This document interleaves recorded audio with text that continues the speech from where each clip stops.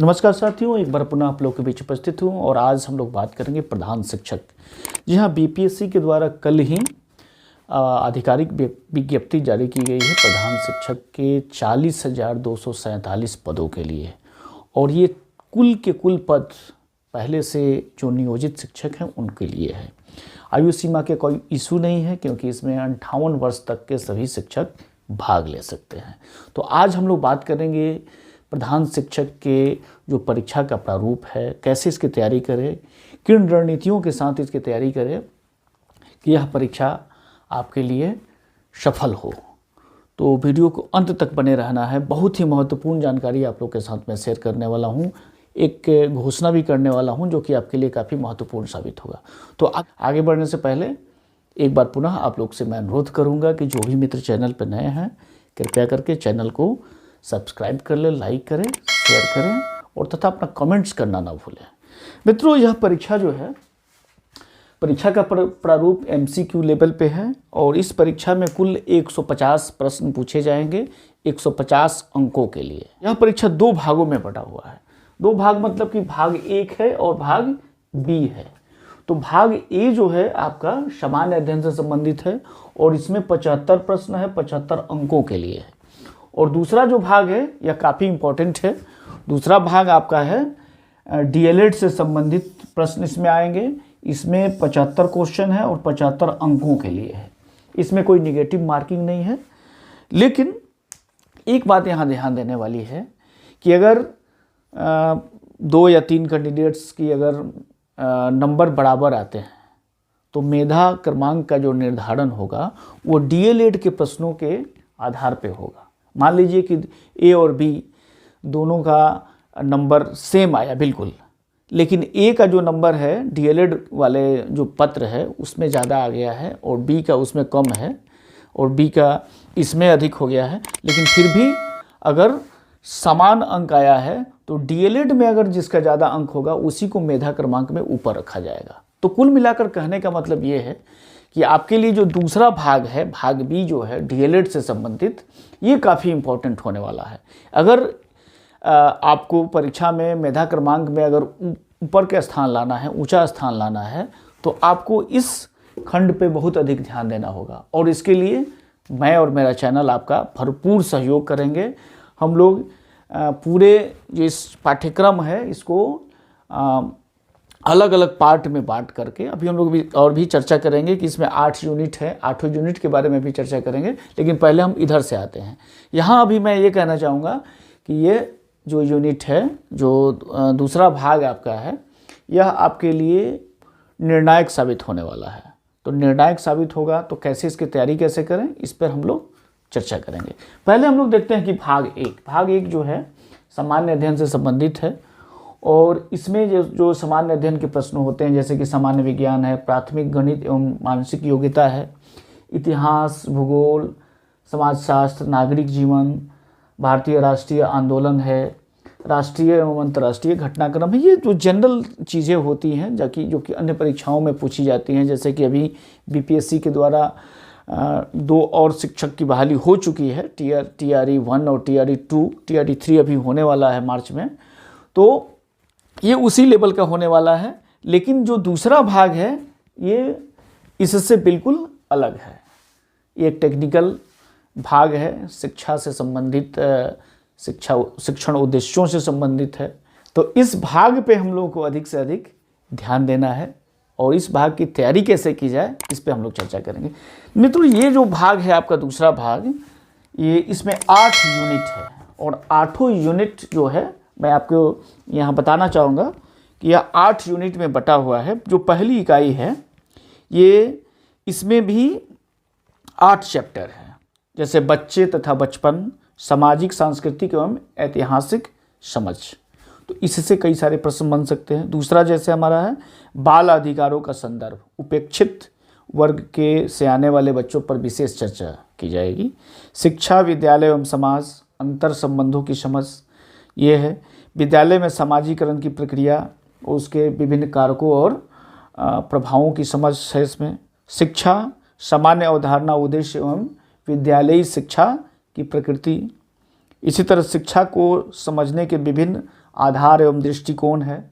तो इसके जैसे आधार हो सकते हैं कि दर्शन शास्त्रीय आधार क्या हो सकता है, मनोवैज्ञानिक आधार क्या है, समाज शास्त्रीय आधार क्या है, शिक्षा का साहित्य क्या है, शिक्षा का इतिहास क्या है, ये सारी चीज़ इसमें आ जाएगा।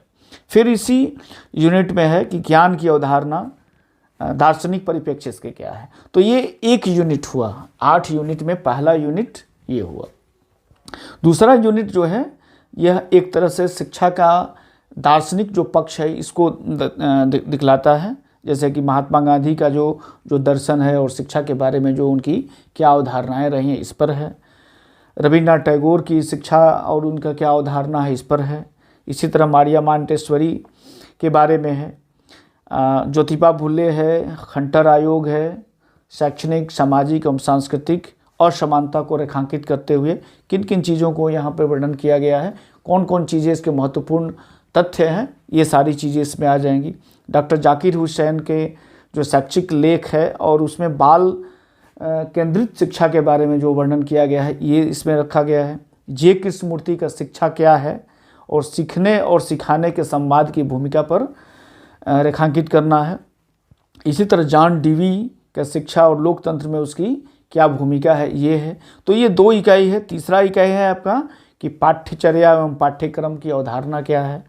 इसी तरह पाठ्यचर्या के कार्य क्या है, शिक्षा के उसमें क्या उद्देश्य है, बचपन को प्रभावित करने वाले कौन कौन से मनोसामाजिक कारक हैं, बाल विकास, वृद्धि एवं विकास, बच्चों के शारीरिक एवं मनोगत्यात्मक विकास की समझ, सृजनात्मकता, खेल का आशय, ये इसमें लगभग इकाई 3 में 11 चैप्टर है। इसी तरह इकाई 4 में जब हम जाएंगे तो ECCE की आवश्यकता है, इसके उद्देश्य क्या है, एक संतुलित एवं संदर्भ युक्त ECCE पाठ्यक्रम की चर्चा करेंगे। यहाँ फिर हम लोग प्राथमिक के वर्षों में शिक्षा के विभिन्न आयाम एवं अधिगम कैसे करेंगे, शारीरिक विकास अवधारणा और महत्व पर हम लोग चर्चा करेंगे। ये अलग अलग चैप्टर, इसमें लगभग 8 चैप्टर है।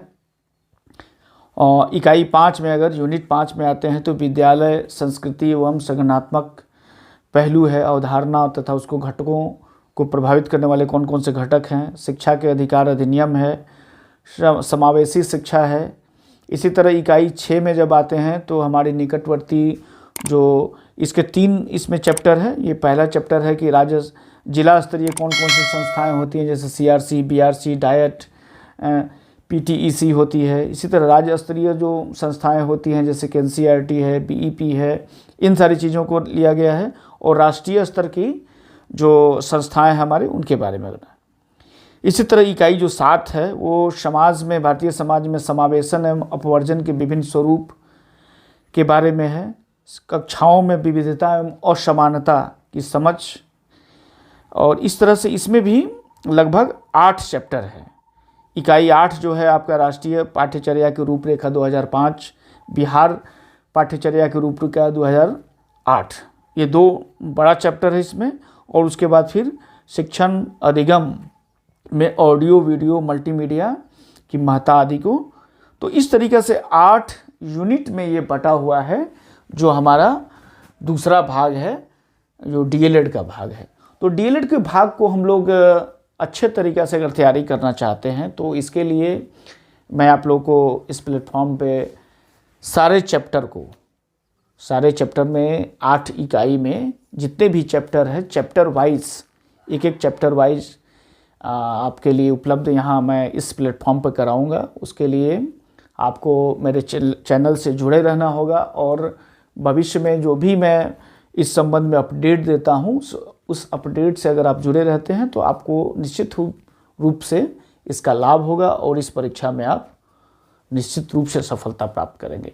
तो इस परीक्षा को अगर आपको सीरियसली तैयारी करनी है, अगर सफलता प्राप्त करनी है तो दोनों ही भाग में चूँकि 75-75 अंक हैं तो सिर्फ इसी पर ध्यान नहीं देना है, ध्यान इधर भी देना है।